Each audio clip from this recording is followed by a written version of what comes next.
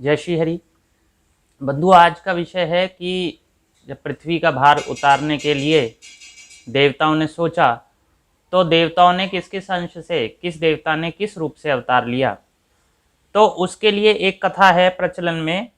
अध्याय 53 श्लोक 20 से लेकर एक कथा है। ब्रह्मा जी कश्यप ऋषि के साथ, अपने पुत्र के साथ समुद्र के संभवतः पश्चिमवर्ती तट पर जब रहते थे, उस समय यज्ञ याग आदि जब करते थे, धर्म का पालन जो करके वो रहते थे, शास्त्रों की, वेदों की चर्चा करके रहते थे, तो उस समय उनके पास समुद्र उमड़ उमड़ कर आया। वो उन्हें उद्विग्न करने के लिए ही आया था। तो जब ऐसे समुद्र उद्विग्न करने के लिए आया तो उन्होंने समुद्र से कहा, शांत हो जाओ, शांत हो जाओ। समुद्र से कहा तो समुद्र शांत हो गया। फिर उसके पश्चात उन्होंने उसे और गंगा जी को शाप दिया। तो जब उन्होंने उसे शाप दिया कि तुम ऐसे करके आए, मेरा सम्मान नहीं किया इस प्रकार से, तो क्या उल्लेख है आइए बताते हैं।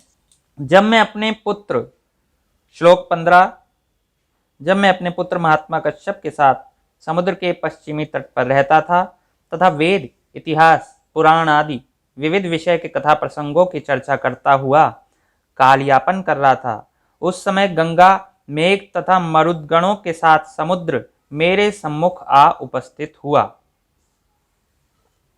तो समुद्र आया, वह एकाएक बढ़कर चंद्रमा के साथ जैसे मुझे पराजित करने के लिए ही बेला का अतिक्रमण करके आया था। उसने अपने नितांत चंचल खारे पानी से मुझे सर्वथा व्याकुल कर दिया। वहां वह केवल मुझे उद्विग्न करने के लिए ही आया था। अब मैंने बड़े ही गंभीर स्वर से कहा, शांत हो जाओ। मेरा यह वचन सुनते ही समुद्र सिमट गया। अब उसका न वेग रहा और न तरंग। उसके शरीर पर राजश्री की शोभा दिखने लगी।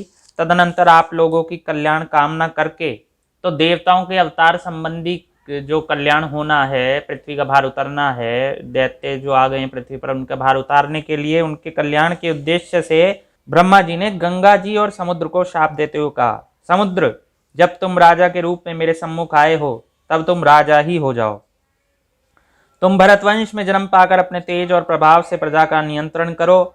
मेरे शांत हो कहते ही तुम शांत हो गए। इस कारण संसार में शांतनु नाम से विख्यात होगे।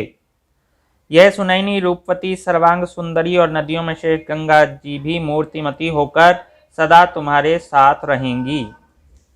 तो ये शाप ब्रह्मा जी ने समुद्र देव को और गंगा जी को दे दिया।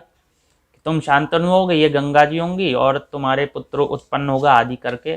तो अब कौन कौन से देवता क्या अवतार लेंगे, तो ये किसने क्या अवतार लिया बताया है। अध्याय 54 में प्रारंभ करते हैं। उनमें से युधिष्ठिर धर्म के, अर्जुन इंद्र के, भीमसेन पवन के, नकुल सहदेव दोनों अश्विनी कुमारों के, कर्ण सूर्य के, द्रोणाचार्य सुरगुरु बृहस्पति जी के, अष्टम वसु भीष्म पितामह वसुओं के, विदुर यमराज के, दुर्योधन कली के, अभिमन्यु चंद्रमा के, भूरिश्रवा शुक्र के, श्रुतायुध वरुण के, अश्वत्थामा शंकर भगवान और क्रोध दोनों के मिले जुले अवतार थे। कणिक मित्र के, धृतराष्ट्र कुबेर के एवं देवक, अश्वसेन और दुशासन आदि वीर यक्षों, गंधर्वों और सर्पों के अंश से जायमान हुए। तो इस प्रकार स्वर्ग के देवताओं के अपने अपने अंश से अवतीर्ण हो जाने पर देव पक्ष में सम्मिलित होते हुए देवर्षि नारद फिर भगवान विष्णु के पास गए और तब भगवान विष्णु ने उसके उपरांत अवतार लिया था। तो ये था बंधुओं, कौन कौन से देवता क्या क्या थे उस समय। धन्यवाद। जय श्री हरि।